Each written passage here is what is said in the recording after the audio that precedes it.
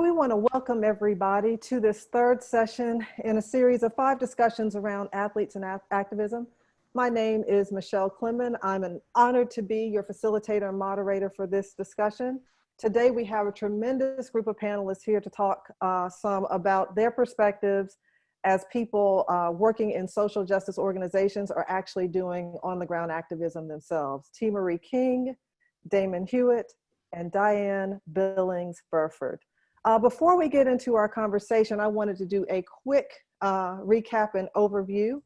If we could go to the next slide, please. So this is, as I said earlier, this is a forum of it's a 5-part conversation that's co-sponsored by the University of Florida's College of Health and Human Performance and my company, the Clemon Consulting Group. And so we're going to be exploring athletes and activism and their engagement from a historical, current, and future standpoint. We'll have 5 sessions, as I mentioned before, 2 of which have already occurred. We have 2 more in forward view. The next session is going to be, we're still settling on a date, but it'll be sometime during the week of October 5th through the 9th. If you want to register, follow the link that you see identified there. We're going to have about 40 minutes of discussion and then open it up for questions through the chat. So just be sure to have your chat open and drop your questions there. Yes, next slide, that's fine. So we'll very quickly do a summary of the sessions. The first session was a revisitation of a conversation that Dr. Michael Sagas and I, who's the interim chair of the Department of Sport Management at Florida, we had a conversation in 2018 around the landscape of athlete activism and appropriate frameworks for discussing or analyzing that activism. So much has changed in that landscape over the last 4 or 5 months that we revisited that conversation a couple of weeks ago.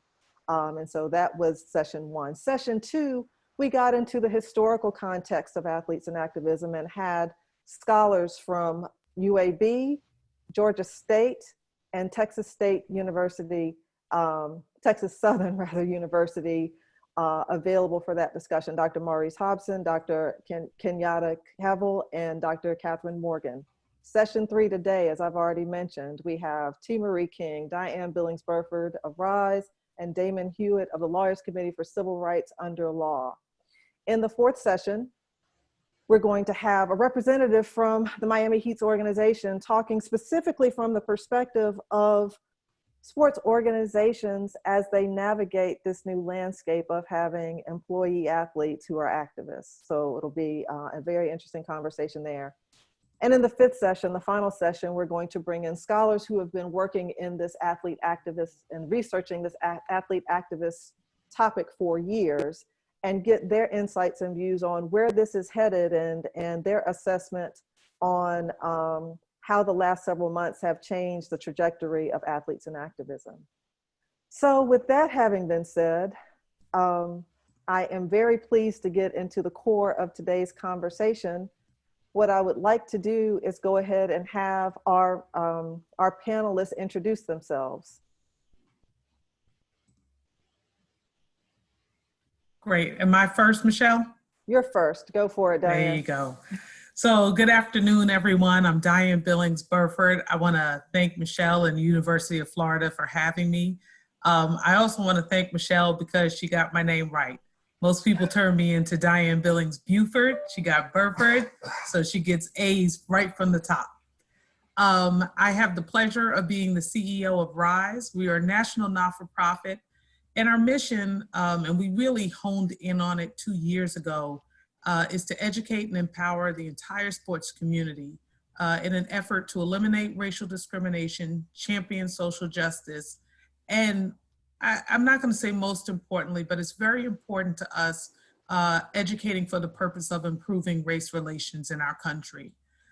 We do that a number of ways. I think that will come out during the conversation in a much more interesting way than me rattling it off, but I think it's probably important to note that we define the sports community pretty broadly. So we have programming, we are an educational organization, we have programming that targets high school athletes, coaches in the high school space. We have a robust collegiate program. We have a number of collegiate partners. I'm excited to say we've been locking in quite a few conference-wide partnerships this year. And we spend a good bit of time with professional athletes across most of the leagues. I am privileged to have the commissioners of most of the major leagues as members of my board.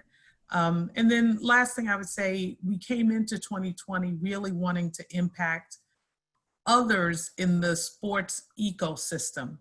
And so we still think they're very much a part of the sports community, and I think that'll come out today. And when I say that, I mean organizations that sponsor and hold up this industry. And I think when we talk about social justice, we can actually see the role that that population plays when you think about something about the name change, like the name change of the Washington football team. And so we have defined the sports community pretty broadly, but that's who we are, and that's what I get to do day to day. Thank you, Diane. T. Marie, would you go next? Absolutely. Thank you so much for the invitation and for being a part of this conversation. T. Marie King, I wear a lot of hats, but the two I'll talk about today is I'm an activist and organizer in Birmingham, Alabama. I value, one, honesty about the truth of our conception as a nation. I value empathy and using that as a lens for us to build relationships across difference.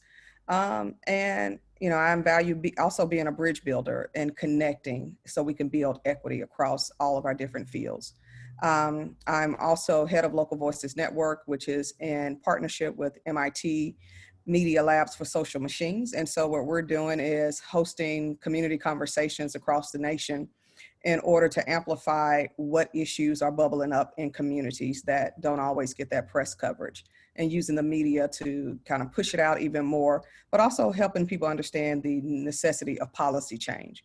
A lot of times we see issues and we want to make noise about it, but we forget that little strategic piece of actually what's the plan in order for this to shift and change. I think sometimes we forget that no matter what field we're in, that we all have a role to play.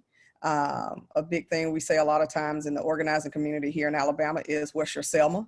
Everybody is familiar with Selma, Alabama, and the bridge crossing and, Congressman Lewis, and we all have a Selma. And so it's identifying that so that we can move our nation towards change, so that we create a society that's better than the one that we inherited. So thank you, Michelle, for being a part of this panel. You bet. Damon? Thanks so much, Michelle, to Diane and T. Marie. Great to be with you. My name is Damon Hewitt, Executive VP of the Lawyers Committee for Civil Rights Under Law. Our organization was founded by President Kennedy in 1963, just months before he was assassinated, around the time that Medgar Evers was assassinated in the summer of 1963, by bringing together some of the nation's top lawyers, including at the time, which was notable, 50 Black lawyers to the White House for a meeting about how members of the private bar can be more than just servants, can be more than just those who provide service ad hoc here and there, but how you could actually come together to do things that complement what government at the time was, at least in fits and starts, trying to do, which was to advance civil rights and ultimately racial justice and equity. Now, I believe that the work of being a lawyer is an inherently political project. It's not just about an individual case, not just about an individual matter, but it's really about how we can bring our full selves to the party, so to speak, to leverage the tools of the rule of law, to marry it with other strategies to try to promote those ends of racial justice and racial equity. At the Lawyers Committee today, we boast a staff of about close to 80 people right now, but relationships with over 200 law firms throughout the country. And right now, getting close to about 20,000 lawyers who have volunteered time and energy as part of our nationwide election protection effort, a coalition that we convene that involves hundreds of organizations around the country in this very critical moment in our history. The idea being that whether you're a lawyer or a layperson, there's a role for all of us to play in service of strengthening democracy, and democracy cannot be strengthened unless those voices that are at the margins get the attention, support, and justice that they so richly deserve. Great. Thank you all so much for your introduction. So we're going to go ahead and hop onto it. And Dr. Segas, we can come on out of shared screen. Awesome.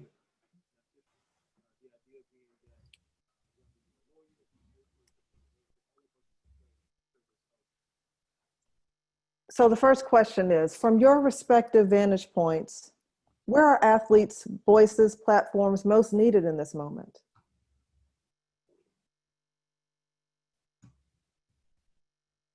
Well, I mean, I'll jump in. I'm going to say I have been on this, feels like a whirlwind of Zoom calls and virtual conferences. And I think that we are at a critical time where we need athletes' voices to help frame issues and educate on the issues. We don't necessarily always see athletes in that. I think the public doesn't always see athletes in that role, but for RISE, again, we're seeking to educate and empower that community so that they can be leaders in this racial equity space. And so I do think that they have the privilege to some degree of having the platform that many will hear. And so I think a role for them is to educate, really to frame issues and to educate folks on issues, not necessarily to not necessarily to tell the public where they need to land on the issue. To give a concrete example, for instance, the Players Coalition, I think, of coming out of the NFL, did a really good job of framing some of the issues around criminal justice reform, right? They educated folks that here's an issue. We had already had great pieces of academic literature like the new Jim Crow.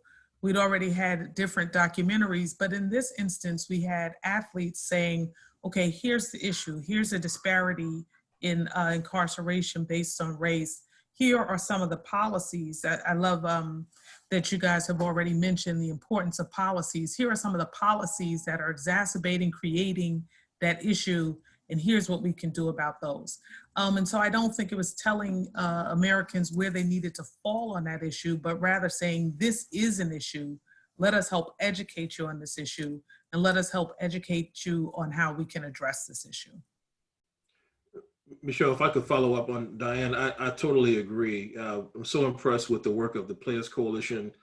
When I see players, just to shout out a few, when he was with my home team, the New Orleans Saints, Benjamin Watson and Demario Davis, when they spoke out in favor of a constitutional amendment in that state to change a requirement under state law, or lack of a requirement, that there be a unanimous jury verdict in certain felonies. You could be convicted in Louisiana of certain felonies without a unanimous jury, which is only one of 2 states in the country where that was true. And so what that told me, that and so many other issues, policing and what have you, we need our athletes, especially those with significant platforms, on the hard issues, right? The issues that are already within reach, that's good, but we really need them on the hard issues to do, as Diane said, to help frame the context, to help shift narratives and to open doors of thinking and opportunity, to help to mainstream the notion that justice isn't a narrow box. We should have a wider aperture, so to speak, on what justice means. And I think it's hardest to do that on racial justice, and that's where we need the athletes the most. That's where we have our, people who identify and have an appreciation for someone across racial lines. Sports is one of those venues, right? Athletics. And so we need to leverage that to help to socialize and popularize and mainstream some of the harder issues. Great. T. Marie, any particular reaction? I would say it's needed everywhere. I think from their own personal communities that they may be from. A lot of times some of these athletes are seen as hometown heroes. So what is it to go back to your hometown and say, this is something you should be concerned about, and this is how it's going to impact us as a community, you here specifically. They need to talk to the communities that they're representing, the teams they're playing on. They're now heroes to that community. So that's now an addition of their network. So they need to be talking to these folks. And then also nationally, whether it's, utilizing your Twitter account, whether it's utilizing, creating your own show, your own podcast, or just saying, hey, you know what, this has become news to me, and I don't like how it's making me feel and how it's, treating people that look like me. So I think this is something you all need to be informed about, and this is how you can get more information. So I think, everywhere. I'll share a quick story. When I first moved back to Birmingham, I was managing a movie theater, and it was around the time the movie The Blind Side came out. And I'll leave my feelings about the film to myself, Michelle, but this was right when Nick Saban had just signed on to be Alabama's coach. And I have never seen people show up 4, 5, 6, 7, and 8 times to watch a movie over and over again just to see this one man. And I mean, literally months of sold out performances just because they wanted to cheer when they saw Nick Saban, who was actually not representing Alabama in the film, but they knew he's ours now. This means something. This is big. So these athletes, our leadership in sports arena, have the opportunity to really be a huge vocal, a huge bullhorn for issues that we're experiencing, not only in our communities, but also nationally. Thank you. So Diane, I want to drill down on something you mentioned at the beginning of your comments around the importance of athletes being the framers and the educators around these issues, and less advocating a particular landing, but framing and educating. How much work do athletes need to do to get a sufficient immersion or education themselves to be equipped to become the framers and educators for others? How much of that are you all seeing in your work? Is that a part of what you do? Mm-hmm. You speak to that some? So absolutely. So for RISE, it is a part of what we do, and I'm excited. We do quite a bit with Damon. I'm going to say we have hijacked Damon and a number of the people on his team, since one of the areas of social justice that athletes have really decided to focus on has been civic engagement and voting. The Lawyers Committee has just been invaluable partners to us in this, because our goal, right, again, is to educate and empower. It doesn't mean that we think we're holding all the expertise. In fact, we know we're not, and we often partner with organizations that really do have their deep expertise in certain areas. But in answer to your question, I think one of the reasons why, I know one of the reasons why I took this position is because I do believe in the power of sport, and I do believe in the mindset of many athletes. And so I think it takes quite a lot of preparation to fill this role effectively, right? But like, for instance, Damon referenced Ben Watson. Ben prepped quite a bit. You could have a conversation with him and he really is knowledgeable on these issues. Now, he may be knowledgeable on others, I don't know, but I'm just saying I've listened to him on these issues. So to your point, I do think it takes a good bit of preparation, but I actually also think athletes are a population that understands the value of preparation, right? This is generally, in our experience, once I've engaged with athletes, coaches, even executives in the space that decide this is important, this is a group that's like, okay, so it's important, it's a priority, how do I prepare? There's no question about the necessity of preparation in this space. So I do think it takes a lot of preparation, but I feel like this population is predisposed to understand that. The other thing I will say that we push, and I push for everyone, I'm not saying that athletes shouldn't advocate a particular point. I think they're like people like anybody else, you should say whatever you want to say. But I think I think advocacy is something that we push a lot. If you're going to step into the role of advocate of a particular end, I think that's another level of preparation, right? So I can tell you, I think this is an important issue. We need to look at it. We need to get in it. We need to figure out things to read and learn in a particular issue. And that's very different than saying, and now I've done all that, and here's what I think we should do. So I think it's good to make those distinctions because, it goes right to your question. One requires way more preparation and way more understanding of all the issues before you take that advocacy stance. Great, thank you. T. Marie or Damon, any particular reaction to that? I would just add that I think sometimes it's good when athletes have a connection to a particular issue to be able to share their personal experience to help really kind of amplify. No, this is such an issue that I was even affected by this, and I think a lot of times, I think it was Serena Williams who around her birth of her daughter, and she was fighting to just be heard in the hospital, and her pushing that, and you've had Black women saying for years, we're not listened to, our bodies are not respected, how we say we feel about what we're experiencing is always ignored, and it took this athlete saying, no, I experienced the same thing. They ignored me and I almost died because of it. So now I'm amplifying that we need to be thinking about this and need to give this more attention. So I think definitely, if they have that personal connection, utilizing that as leverage to say, no, this has impacted me too. I'm not, that much more different from you all. And, I want this to be seen and addressed. Absolutely. If I could just add, T. Marie, with you being from doing the work that you're doing in Alabama, I think one of the highest impact events we've recently had was with the Detroit Lions. They had a community conversation, a virtual conversation, and Trey Flowers, who's on their team, is from Alabama.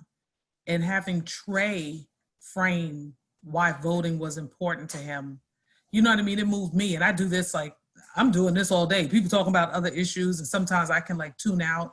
But having him frame the importance of voting in his family because they're from Alabama, what his mom and his aunts, he could run down the things they did and connections to the Freedom Riders. And, to your point, it made it so real. And again, he has this platform, and to connect people authentically in that way, where we were able to see that piece has had over 90,000 views.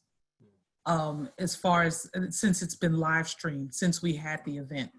And so I just couldn't agree more. That personal, this is what moves me, and this is who I am, and this is why this issue moves me, has had a great impact. That's those personal stories, that's testimony, right? We do it in court, you do it, some people do it in church, you do it just in everyday interaction, but it's testimony, and it makes it real, more so than just doing whatever's popular at the time. I mean, T-shirts are great, but the story behind it, right?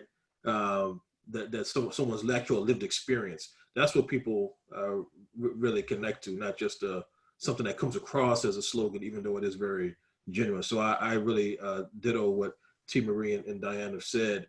I just want to add, just in terms of the piece about preparation, I like what you said, Diane, about athletes being used to that. I'll call it a discipline, right? Of preparation, or a habit of preparation.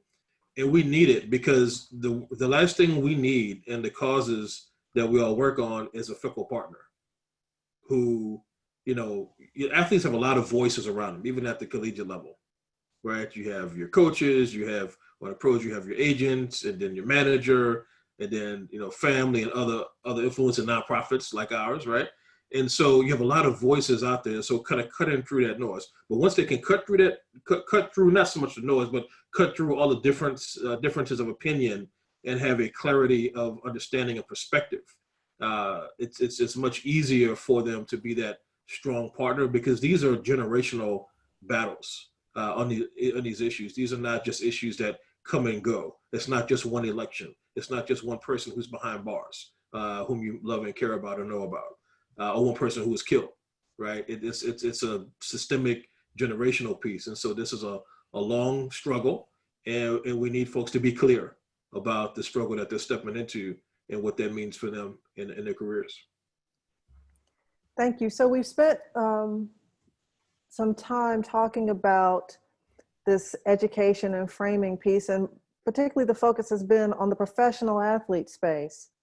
I was wondering what advice you all have for athletes in the collegiate space who are contemplating engaging in activism, and if there are any particular pitfalls that you see that they're particularly vulnerable to. Could you speak to that?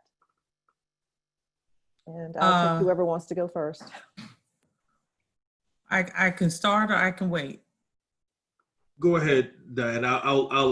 We both work with the Big Ten Conference, so maybe we can reference them, but you go ahead. Well, you know what, I'm gonna leave that Big Ten overview to you. But one of the things I think we have done and we do a lot of work in the collegiate space. I'm gonna say I personally am often guided by our collegiate athletes, right? They're a different generation. They think differently. They push in ways that I don't necessarily see on the other levels of sport. So I really enjoy it. We actually launched the Rise Digital Learning series after COVID hit in April. And our second course, we had our interns, who are all college students, create the different components of our kind of racism subtopic. And they came up with a video in regard to anti-racism. Unlike, I'm not saying we couldn't have come up with it, but I am saying that it is amazing. I invite anyone to go and to see it. So I think there is just such room in this space for that population. They're not tomorrow's leaders, they're today's leaders. And I really think they help us to think about these topics differently. As far as pitfalls, they are many, right? We are seeing at every level confusion. And I listen, NCAA is on my board. I'm not trying to say anything negative about them, but I think everyone can say we are at this really interesting time with confusion about the definition and the parameters of a student athlete. So the pitfalls are many because they're in the middle of this quagmire, right? And they are individuals having feelings. The upside, and hopefully Damon will share one example, is I am starting to see more of the institutions and the organizations protect and promote this right to have feelings, to have thoughts, to be thoughtful people, and to share it in constructive ways. But the pitfalls for the student athlete are many, and it's mostly because of the structure that they have to function within. Well, you know, and following up on Diane, these student athletes are inspiring. In the sessions I've been privy to within the Big Ten Conference and elsewhere, without mentioning individual schools, just the degree of candor that you see, the kind of unvarnished just rawness of emotion, and just the clarity that student athletes are bringing is really important. And you know, you love to see the examples, as Diane mentioned, when they have that air cover, so to speak, from their coaches and administrators. We've also seen in the media examples where that isn't the case. I mean, I've received text messages asking, hey, can you help find representation for this student athlete who was kicked off the team after they decided to engage in some activity that you would otherwise think is protected activity at a state university, right? So there's a number of pitfalls. There's also, you know, other pieces, you know, it's hard to have a conversation like this and not think about Colin Kaepernick, right? Who didn't start all movement, as some people think, but he's a critical piece. And, you know, whatever you think of him, his talent, his story, or what happened, is very clear that there are impacts on an individual in your career trajectory. So if you're a student athlete and you come from a background where oppression manifested itself by your family being poor or being among the working poor, you're thinking about the future you're trying to provide. Tre'Davious White, who's with the Buffalo Bills, signed a big contract recently. He played at my alma mater, LSU. And he was brought to near tears just talking about what it meant to be able to now have the big contract, not the initial rookie contract, but the big contract to provide for his family. He said, I can retire my parents.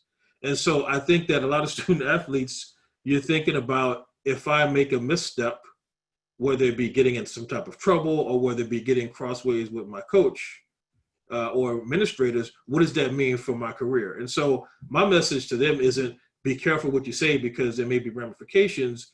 It's the more you have a clarity of conviction and that you're not making random statements and comments, but that you have clarity and the extent to which you have, I'd say, safety in numbers, right? To where you actually are mobilizing alongside.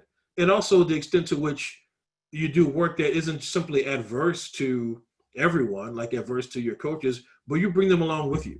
You know, we saw at Clemson University, Coach Dabo Swinney was criticized, I believe, in the press for certain comments he made about Black Lives Matter protesters, Next thing you know, weeks later, he's walking side by side in the march on campus or near campus with his players. So it's not just about being adverse, it's actually about widening the circle of human concern. I think that student athletes can play a large role in that. It is very tricky, and who knows how they find the time to do it, but they figure it out, and they're doing great work. T. Marie, any particular reaction? I would probably not use the term pitfall, but more risk. And I would inform student athletes that there are risks to standing up for what you believe in. You know, whether you're standing up as an athlete or whether you're just, Joe, whoever that played, college ball. There are going to be risks in vocalizing your concerns and the change that you want to see in your community. As someone who speaks to a lot of students in general, I always advise students, get to know your activist community.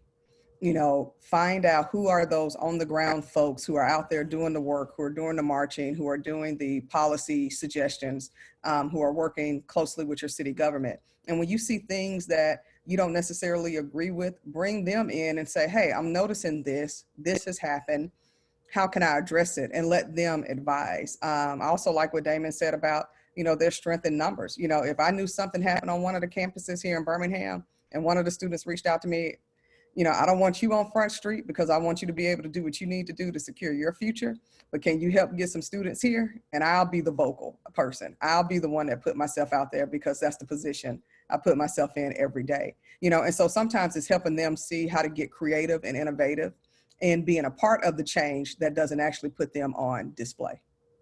Great, thank you. Yes, there certainly is a cost-benefit analysis that needs to occur, whether you're a professional or collegiate athlete. There's definitely a cost-benefit analysis that needs to occur when they're contemplating engaging in activism or raising their voice.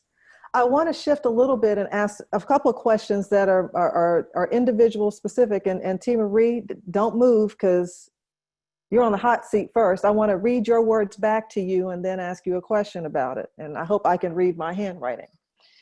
I really wanted to focus my work on those who have the most power in our society to get them to look at themselves, do the internal work they need to do so we can change society, change how communities look, change laws, change how organizations are run. So that having been said, as your perspective and your approach to your work, what are the top 3 to 5 things you'd convey to owners and executives or managers of athletic programs at the collegiate or professional level in this time frame with regard to these issues that have arisen in the last 3 to 4 months? Absolutely. First thing I would say is have a conversation with your players about the injustices that are taking place in society, but also locally. What's happened locally, around the campus or the team.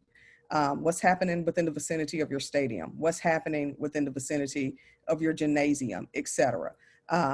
Sometimes there are big national issues that we're looking at that needs to be dealt with. And then sometimes there's things right in your back door that is like, okay, yeah, we're mad about this on a national level, but did you know that the folks over here don't have clean water? Is that something that we can address? Next, I would say create an equity committee that is a combination of leadership, but also players, and establish a pipeline for staff and players that may not be on the committee, that they can surface other concerns and issues that they see happening around them that they want addressed.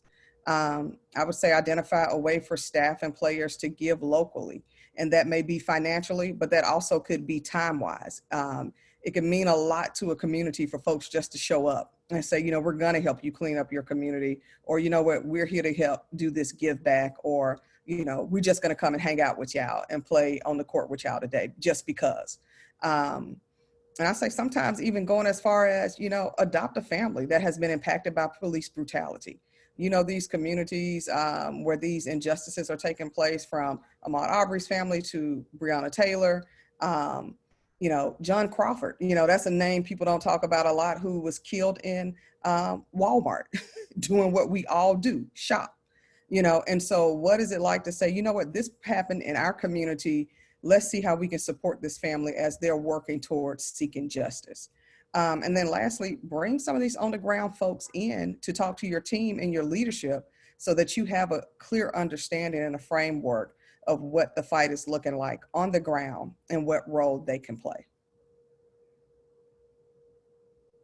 Thank you for that, T. Marie. Now, Damon, would you speak to the collaboration? I know that the Lawyers Committee is extremely busy these days, so there are a lot of collaborations going on. And I know that today is National Voter Registration Day.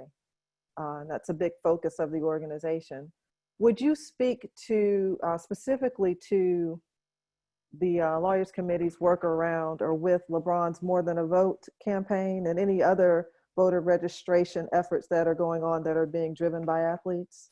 Sure, and forgive me if you hear in the background afternoon meltdown for one of my 3 kids. Not a problem. It's all a thing today. Well, look, we're so proud. Thank you for queuing that up to partner with LeBron's More Than a Vote. You know, he was pictured, a photograph wearing a T-shirt or a sweatshirt rather that said "Change has not happened." You know, sitting on the sidelines, and I love that because it's one of the things, Diane, that I've said during the sessions with Rise and with Big Ten, that you know you can't affect change on the sidelines. I mean, that's something in the sports world you know.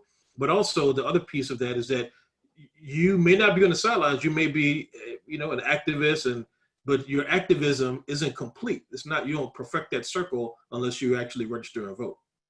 And we understand voting is not a panacea for everything, but it's really part of your 360 activism. If you will bring your whole self to the party, you will talk about it with friends, you will speak on it in terms of your testimony, what have you, but also, and you'll be out there, perhaps even in the streets protesting, but will you actually vote? And so I think that's a huge piece. And so what we're doing with LeBron James' organization, More Than a Vote, is really spreading the word to mainstream the notion of how we spread democracy, frankly, by making sure that voting is not just a right, but it's something that is mainstreamed as a habit, a practice, a culture. We have 4 million people who will turn 18 between the last election and this November 3rd. And so they're all eligible to vote.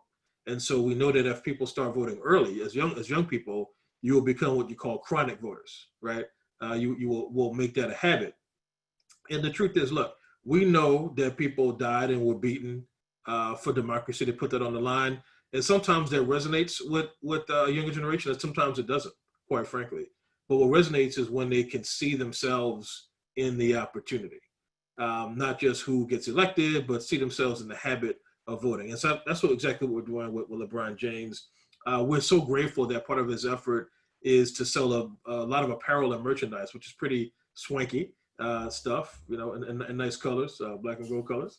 And the proceeds are going to the Lawyers Committee. We're pumping that money right back in to the effort, frankly, almost like a cycle, just to keep that going. He's also working with other organizations like NAACP Legal Defense Fund, where I used to work for a number of years, to help recruit poll workers. And that's a huge piece. And if you've ever been at the polls, and if you lived in a place for a long time, the poll workers.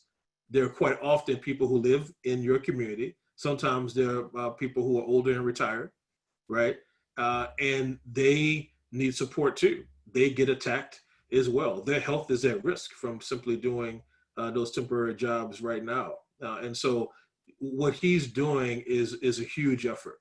It's a huge effort. I said earlier we need people on the hard issues, and you would think voting is easy, but actually the easiest thing to do right now for folks, you would think, is actually not to vote, just to sit on the sideline.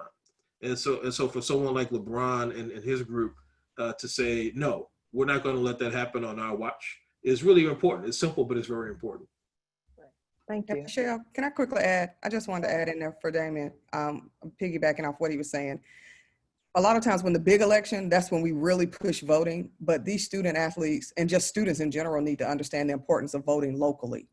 And that's even where you are going to school. I've met a lot of students who are registered to vote back home, but not registered to vote in the community that they live in. So making sure that they understand, who this judge on the ballot, that's important. This police chief, all these other things that actually impact your day-to-day, whether your streets get paved, you know, how policing is taking place in your community, knowing who the mayor is. Those are elections that are very important, that students need to make sure that they are also participating in those also. Thank you for adding that, T. Marie. You couldn't be more right on that. And so, Diane, RISE has been at the intersection of sports and social justice for several years now. And would you like to speak to how the landscape has changed or shifted since you joined the organization, I believe, 2 years ago? Yeah, it's 2 years ago last month. Woo, Okay, it's like dog years. Thank you. Dog years. Thank you. No, it's been great. You know, it's interesting. I love this question. It really made me think. And here's the two things that I think have changed the most in the past 2 years. I think because of a number of things, whether it's Donald Trump's administration, COVID-19, climate change, I'm not sure what is the catalyst for what's the biggest catalyst for the changes, but I think we are seeing more people actually paying attention to these issues of racial equity and social justice and trying to figure out a path forward. And at the same time, we are seeing more division, more confusion about what that path forward could look like.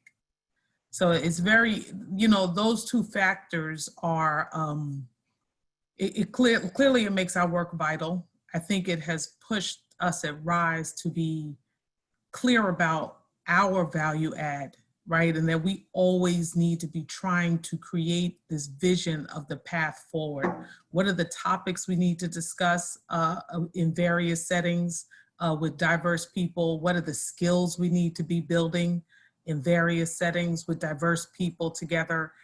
How are we adding value to the path forward? Because there are more people interested in the path forward, and there is more confusion about what that path looks like than I think ever before. So I think those are the two biggest changes in the past 2 years, and it's kind of driven what RISE is and what RISE is doing. Thank you for that response. I checked the chat. I haven't seen any questions dropped in, but certainly if you all have questions, drop them in the chat and we'll start processing them. I'm gonna pose another question and see where we are with regard to any questions that have been posted in the chat after that. So Howard Bryant talks about athletes who have sacrificed in the name of pursuing social justice as being part of this pantheon called the heritage. And some of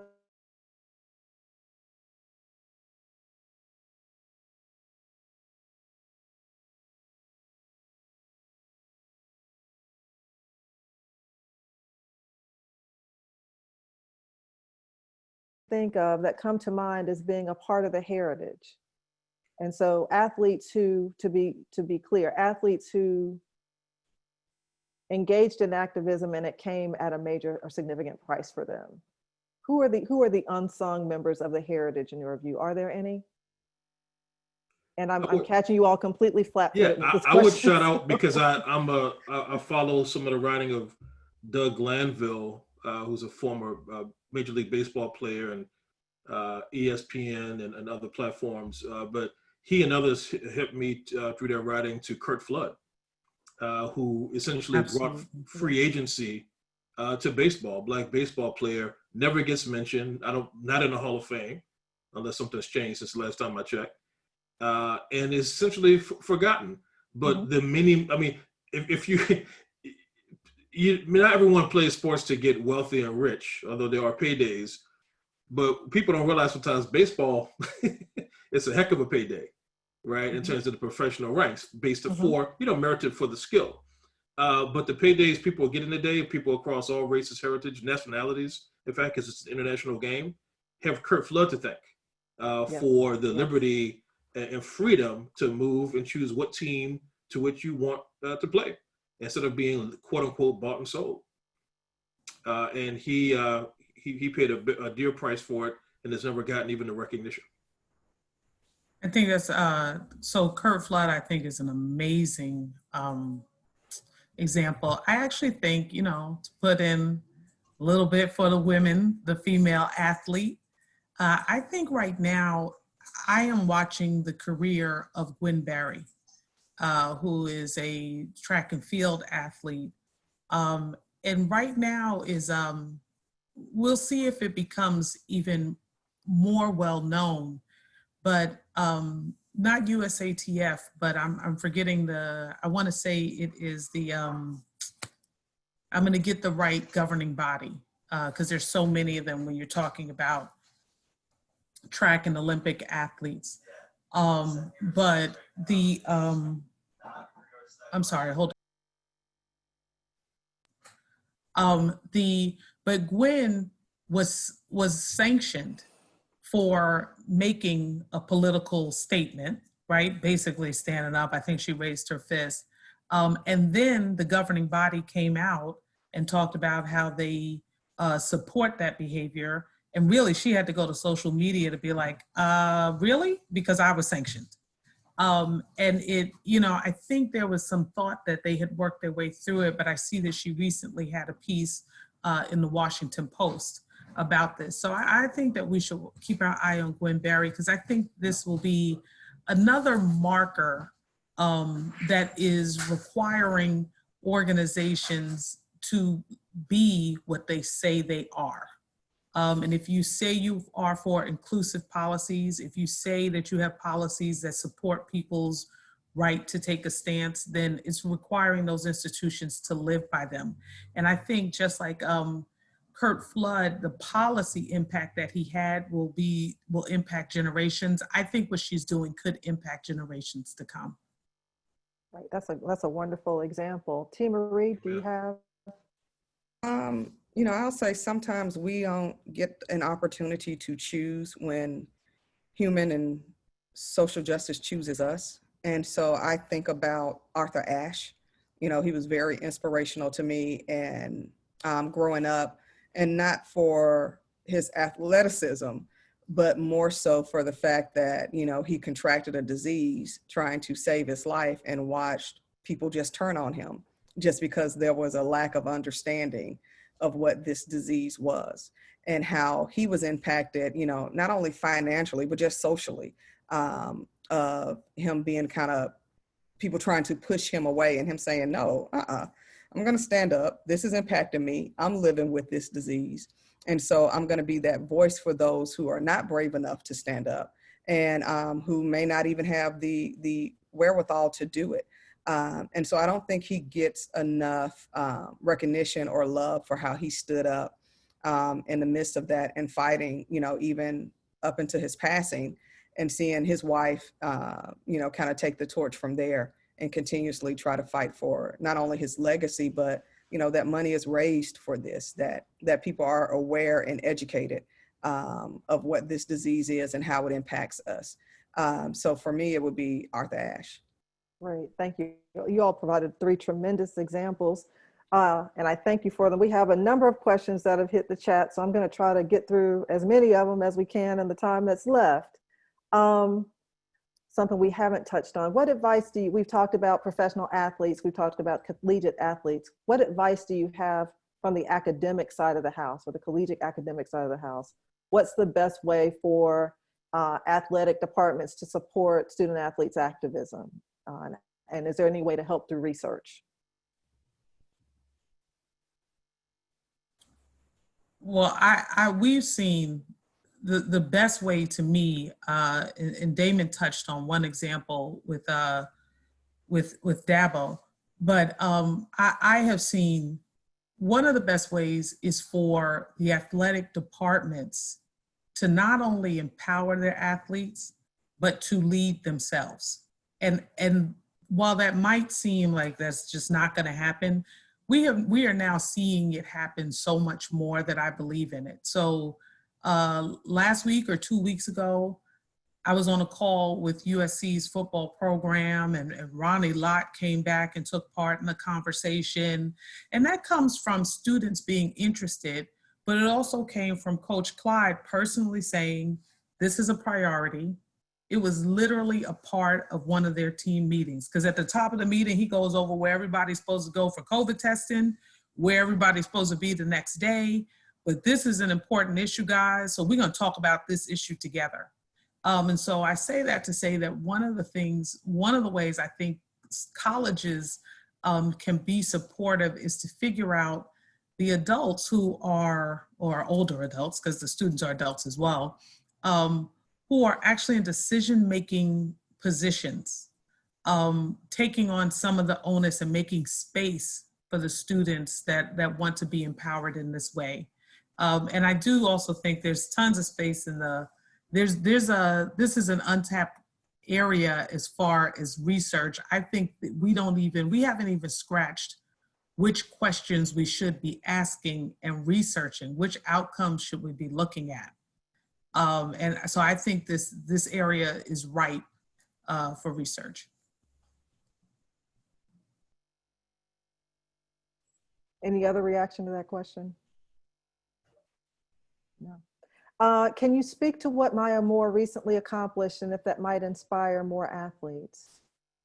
And for those who don't know what Maya Moore, who's rock star, WNBA player, effectively took 2 seasons off away from playing to help advocate for an individual that she felt had been wrongly convicted. And that conviction was just recently overturned within the last couple of months. And within the last week or so, she has married the man that she helped or she advocated for his release. So that's who Maya Moore is. And so do you all see other athletes taking a similar approach? You know, I have so much admiration for what she did, especially because she was at the top of her game as a professional athlete. A game, which, for a lot of different sorry reasons is not as well compensated, as male counterparts, but still a sacrifice nonetheless. And who knows what the impact may have been on endorsements, not because what she was doing was somehow provocative, but because if you're not in the limelight on the court, sometimes the endorsements don't manifest in the same way. I can't think off the top of my head of others who've done exactly the same in a purely volitional way, like stepped away fully from the game for those reasons specifically. And I think that I think it's a challenge, right? Because there's certain economic imperatives, and so for a lot of athletes, especially athletes of color, the dollars you earn aren't just for you, right? Sometimes you're supporting family, extended family, communities, the foundations and charities that you helped establish. People counting on you. So I'm not sure if it leads to more of exactly the same. But I think hopefully at the very least helps to help team ownership and management understand that you don't take the talent for granted, that the talent isn't just, physical, that there's other forms of talent as well from the athletes. And so they can choose to simply not play and step away. So I don't know of other specific examples, but it certainly is inspirational. And I do hope that if she wants to return to playing, that she has that option from her team, from the league, and from the sport overall. I think we have time maybe to get one final question in. Do student athletes specifically, face an unfair burden in terms of education and solutions? Some of the issues are tremendous. Despite my own study, it's a challenge to succinctly provide a simple plan to fix racial injustice, for instance. How much of that should we put on or expect from student athletes in particular to bear? That's too much for anybody. I thought you had it. Exactly. We're dealing with centuries worth of layered upon issues. We're a country that was built on the genocide of Indigenous and First Nations people. We are a country that was built on chattel slavery. We are a country that was built on legalized oppression and legalized segregation. Sundown towns, Jim Crow laws. We're not that far removed from those things. there's a lot of work to do. There's no simple, easy fix to it. It's not. It's layered. It's going to take all of us. We're all coming at it from different angles. I love that young people want to be engaged in this because they have these innovative ideas. You know, they have all these, hey, why aren't we doing it this way? Let's utilize this method. Hey, I'm Snapchatting this, you know, which is something that we all may not necessarily do. But you know what? If you got 1 million followers and they watching you because they watch you play on Saturday or Sunday, then by all means, Snapchat it. You know, but I think making sure people have information is what's key.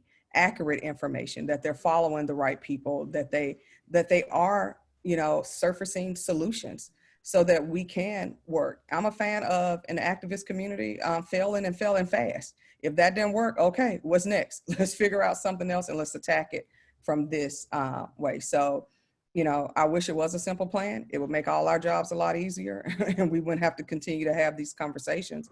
But, you know, like Maya, I hope there are issues in society that won't let student athletes alone, that they decide, you know what, I'm willing to sacrifice this because I believe in it so strong. And me sacrificing maybe my career or my time on the field or the court is more important and getting maybe a new law changed. Yeah, I would add that I agree. I don't think it's completely on them, but I will say that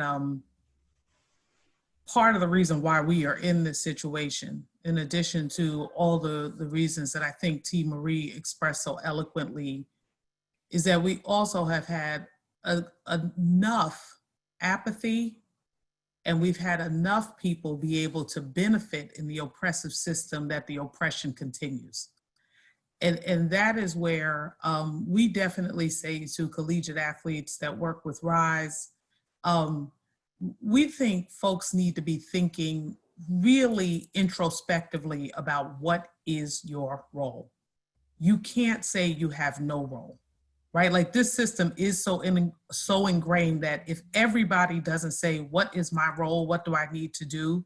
It is just going to take us even more centuries to get out of this situation. And so I don't think anybody bears sole responsibility, but everybody, like everybody's got to be figuring out, what do I reject? What will I just simply not accept? What do I need to make sure I'm educated about? What do I need to look in the face and say, call a spade and not allow? We all have to do that for us to change this system. This system is intricate and it's going to take all of that to overturn it. So powerful from T. Marie and Diane. I wish we could end with that. So I would echo what they said and just add that, you know, you could destroy something on your own, but it's very difficult to build on your own, something that lasts. You know, pyramids weren't built by one person. And so, you know, I think that being, as Tim Marie alluded to earlier, being in community, in the activist community, connected to fellow student athletes, peers across institutions, especially, which is another sign of strength. And also, you know, to the extent permissible under NCAA regulations, professional athletes and professional ranks as well. I think is very important because what we're all doing is, you know, all of us, we're doing our momentary duty. Some people may get more notoriety than others, have different platforms, bully pulpits, but none of us is going to, you know, steer this ship on our own. So being connected and being engaged and understanding where you sit in, you know, in the ecosystem is really important. Right. Thank you all so much for your time. T. Marie, Damon, Diane, again, on behalf of myself and the University of Florida College of Health and Human Performance and Dr. Segas, thank you many times over for your time and more importantly, your thoughts and your insights. We hope you all you participants, we thank you for being here. We hope we are sure you found some value in it. Please be sure to check out the websites and check out the resources that are available, particularly on RISE. Is it risetowin.org? Yes, thank you. risetowin.org and all social media handles. If you go Rise to Win, we have most of it in the social media space as well. Great. And Damon, is it Lawyers Committee? I don't want to get your handle wrong. So why You don't got you it, share? lawyerscommittee.org, but for the next 40 some odd days, you can go straight to 866-OUR-VOTE.org or call the Election Protection Hotline, 866-OUR-VOTE. Great. And T. Marie. Y'all can just follow me on Instagram. TM King 79. I'm doing some interesting Awesome. things. Check me All out. right. Awesome.